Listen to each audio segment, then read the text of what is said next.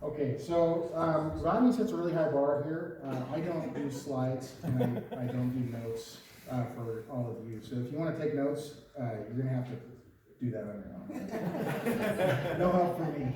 So I'll just jump into some prayer here. Lord, thank you so much for setting an example for us to follow. Thank you for not leading us into darkness, Lord, but illuminating the path in front of us. I ask that today you would open up the hearts and ears of people that need to hear this message, God, and that you would speak directly to them. Amen. Okay, so I'm going to read from a few different passages and areas in the New Testament today, but we're going to start with John. So John 13, starting in verse 1, this is the final, we call it the Last Supper. It's Jesus' final meal with his disciples, and it just kicks right off. Now, before the feast of Passover, when Jesus knew that his hour had come to depart out of this world to the Father, having loved his own who were in the world, he loved them to the end. During supper, when the devil had already put it into the heart of Judas Iscariot, Simon's son, to betray him, Jesus, knowing that the Father had given all things into his hands, and that he had come from God and was going back to God, rose from the supper.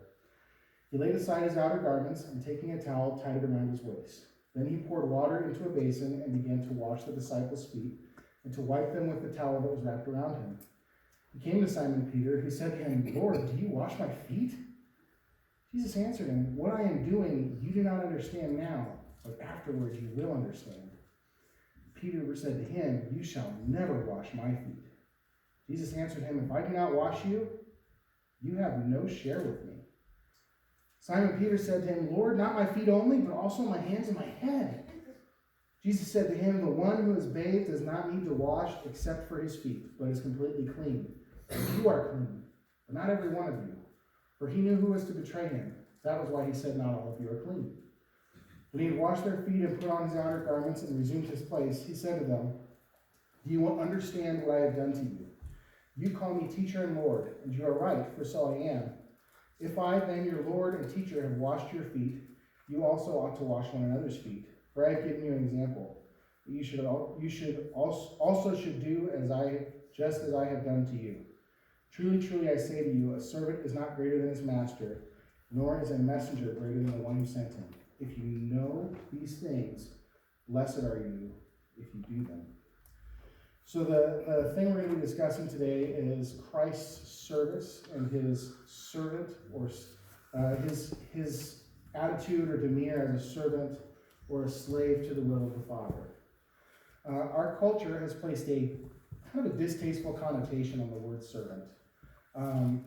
Examples of servants in media are often pitied and seen as less than, but this is not the attitude that's demonstrated by Christ.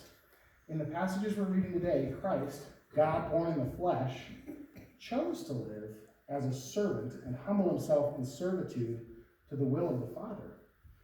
While Christ and later the apostles frequently call themselves servants, it's not a term that's fully embraced by the church today. The passage we just read is very commonly taught or referenced in situations where we think someone could use a sprinkling of humility in their lives. A lot of the time it's taught at like youth retreats or even marriage retreats, and it's not necessarily bad to do that. But in fact, the attitude towards servanthood that I have frequently seen among my fellow believers is that it's kind of a temporary state, something that we have to work through before we are allowed to enjoy God's blessings. In our day and age, we make a difference between a servant who receives a wage and a slave who is owned by a master. We turn our nose up at the prospect of being a servant, but we're truly repulsed at the idea of slavery. And the language in this passage is much more indicative of slavery than servanthood, isn't it? Our nation's history kind of colored the word slavery, and rightfully so. The dehumanization of people created by God is completely sinful in all of its forms. The idea that we have from the 17th, 18th, 19th century in Western culture of slavery is not the same as the slavery that was practiced in Jesus' day. People can and did choose to become slaves back then, whether it was because they were living in debt or because their life simply was not as good as the one that could be provided by someone else. To be a slave was to be a member of their master's household in many situations. And after the slave had fulfilled his obligation, he could even be adopted into his master's family. A slave had no status. He could not buy or sell on his own behalf. He couldn't own property, and he couldn't represent himself in court. But his master was obligated to provide for his needs and to speak for him, taking responsibility for his actions and protecting him from others. Jesus, in this moment, is nearing the completion of his ministry. And throughout it, he has continued to live a life of service. In his final lesson to his disciples, he wants them to understand why service was so integral to his identity. First, service allowed Jesus to trust the Lord and the role that he was given. In 1 through 3, we see that Jesus knew the task that had been set out before him. He did not balk or shy away when the time came to put his trust in the Father and follow through on his commitment to obedience. Like Christ, we are called to a life of service to God and his kingdom on earth. At times, this calling will lead us to do things we may prefer to avoid. I can think of a lot of things that I do at home and at work that if I was making a list of things I wanted to get done that day, probably wouldn't be on it. I have a baby at home, and right now I change poopy diapers. It's not my favorite task, I'll be honest with you. But part of being a servant, part of serving my family is taking care of my son. One of the things I do at work is taking care of people when they need help. Paul explains this concept really well in Philippians 1, verse 21. He says, "To live is Christ, and to die is gain." Like a slave, Paul recognizes that his life exists to bring glory to God. He does not own it, and therefore it is God's to lay down, whether for a few moments of service or to enter into eternity. In this example, Paul recognizes the imbalance in this relationship.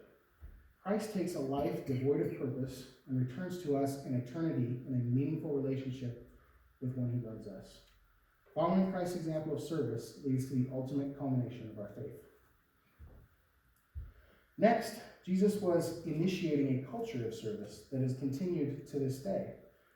Jesus and his disciples lived in a day and age where social rank and the hierarchy of society was a constant reality. As God, Jesus was in possession of ultimate authority, yet he chose to invert the view of leadership in his day by acting as a servant to the lowest caste. This brings to mind, for me, Mark 10:35-45. I'll just read it for you out loud.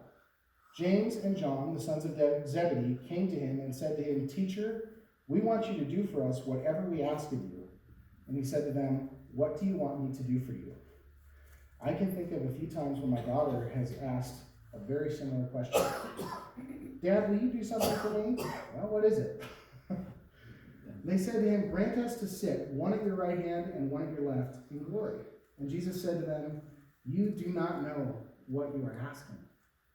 Are you able to drink the cup that I drink, or to be baptized with the baptism with which I am to be baptized?" And they said to him, "We are able." And Jesus said to them, "The cup that I drink, you will drink, and with the baptism with which I am baptized, you will be baptized. But to sit at my right hand or at my left is not mine to grant, but it is for those for whom it has been prepared." And when the 10 heard it, they began to be indignant at James and John.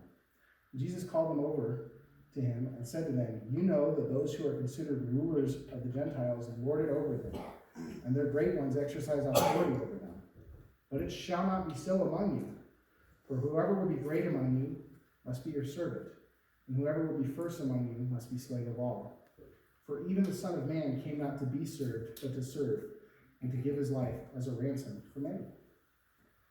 Jesus did not ridicule or chastise his disciples in this moment for their aspirations. It is good for them to desire intimacy with God and a close relationship with him.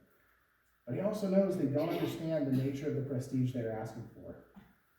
Jesus knows that the life they are being called to is one of hardship and suffering. The disciples have seen Jesus set an incredible example of service and leadership to this point, but soon he will be laying down his life in service to God's will. And in order to follow him, he will require each of them to do the same. As I said earlier, we are also called to lay down our lives to God's will. While this may not require us to be physically crucified, we are required to be no less submissive. Jesus explains human ideas of power and authority in a way completely counter to the common mindset of the time. Pharaohs and emperors were often deified and worshipped as gods. Yet in Mark, we see the God, the creator of everything, wrapped in a towel and washing the feet of men who were of the humblest origins. Jesus was never deceptive. He wasn't trying to trick the disciples or bamboozle them. The call they were answering was not one of individual greatness. In his final moments with them, he chose to reiterate the attitude of humility and service that had characterized his entire ministry to that point. Jesus did not delegate unpleasant or unimportant tasks. When people were hungry, Jesus fed them. When they were sick, Jesus healed them. From a human perspective, Jesus' teaching ministry was by far the most important thing he was doing. Everywhere he went, he drew huge crowds of people, and he was creating quite a name for himself. However, as important as the words of his message was the life he lived while spreading it. Jesus did not choose to elevate himself to the status society would have deemed appropriate for a man of his fame.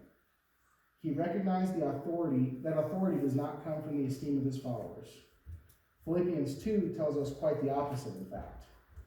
Philippians 2, 5-11 says, "Have this in mind among yourself, which is yours in Christ Jesus, who, though he was in the form of God, did not count equality with God a thing to be grasped, but emptied himself by taking the form of a servant, being born in the likeness of men, and being found in human form. He humbled himself by becoming obedient to the point of death, even death on a cross. Therefore, God has highly exalted him and bestowed on him the name that is above every name, so that at the name of Jesus every knee should bow in heaven and on earth and under the earth, and every tongue confess that Jesus Christ is Lord, to the glory of God the Father." In this passage, Paul is teaching about unity in Christ. He is not asking us to admire these characteristics of Christ from a distance. Instead, we are to ponder them and have them in mind. Jesus, who had every excuse not to be humble, chose to empty himself into the form of a servant. In this context, the servant is a slave who has fulfilled his obligations and chosen to continue serving his master. This person is called a bondservant. As a servant or slave, Jesus is obligated to put the needs of his master above his own. In this case, Jesus is a slave to the will of God. He remains submissive to the will of the Father and puts his trust in him to the point that he is able to make the ultimate sacrifice, death on a cross. This is evidence of the authenticity of Jesus' commitment to the will of God. God's will is fulfilled in this submission, and his ultimate purpose is carried out. The life which should have meant nothing has become everything. Just like in John, here the last has become first, and all of this in order to bring glory to the Father. Next, Jesus' servant heart exposes sin in others. Peter had a hard time letting Jesus serve him. He still possessed a worldly mindset that assumed that someone of Jesus' caliber should never stoop to wash feet. He was allowing his prideful thinking to come between him and his master. But Christ's example exposes the error and causes Peter to move from one extreme to the other. If Jesus was going to wash him, he didn't want to miss anything he might do. He wanted Jesus to wash his entire body. Peter exhibits a great attitude here. If Jesus was giving away, he wanted to receive all that Jesus had to give. He didn't want anything to stand between him and his Lord. In the same way, by acting as slaves to God's will, we are able to receive his blessings poured out on us. But we must be humble enough to allow Jesus to wash away the sin that taints our perception. Peter recognizes the nature of his relationship with Jesus. He knows that this man deserves his respect and veneration. However, his condition, in this case, is its own impulsive nature, needs to be addressed. Peter does not know he is missing the point until Jesus' heart of service shows him. Additionally, Jesus did not withhold anything from Peter. In fact, after washing his feet, he tells Peter, "You are clean." In the same way, when we become submissive to God's will, he does not withhold anything from us. Jesus calls to the disciples to teach service by their own example. As I said earlier, Jesus was not seeking to deceive his followers. There was a reason he chose to humble himself, and he wants us to follow that example. The life he returns to us is remarkable because it is filled with purpose and meaning. But none of that can be fulfilled in us unless we are willing to submit to his design in our lives. It seems they understood that eventually they would be carrying on with his message. That was, after all, a very typical thing for a rabbi and his disciples. What they did not yet grasp was the way they would be living. To truly live like Christ, we must model his same heart of service to the world. Jesus was sent to this earth by God to save all mankind. What higher purpose can there be? Yet the significance of his mission did not prevent him from showing love to his disciples by ensuring they were prepared for the task ahead. Jesus knew this was the last time he would be with all of his disciples before he left this world. In his final lesson, he was preparing them for what was to come.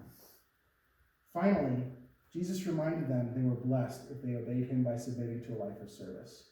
The reward is in the action and connection to God that can only come when we are living in his will. A slave in the time of Jesus would sell his life for a predetermined period of time. During that time, he would become a member of his master's household, and at the end of it, the slave could choose to stay and be adopted into the master's family. We are unable on our own to fulfill these obligations, to secure our freedom from the life we are living outside of God's will. Our only recourse is to submit ourselves wholly to him and become slaves to the gospel. In doing so, God has freely offered to replace the empty, meaningless lives we are living with lives driven by divine purpose, and he offers to adopt us into his salvation so we can spend an eternity with him. Lord, thank you so much for giving us an opportunity and an example to follow. We know that the path you have laid out for us and the good works you've prepared in advance for us will not always be easy, but we also know that there is nothing we can do that you have not done in advance. I ask that this week as we go out into the world, that you would prepare in us the heart of a servant so that we can follow your example and minister to your people. And we pray. Amen.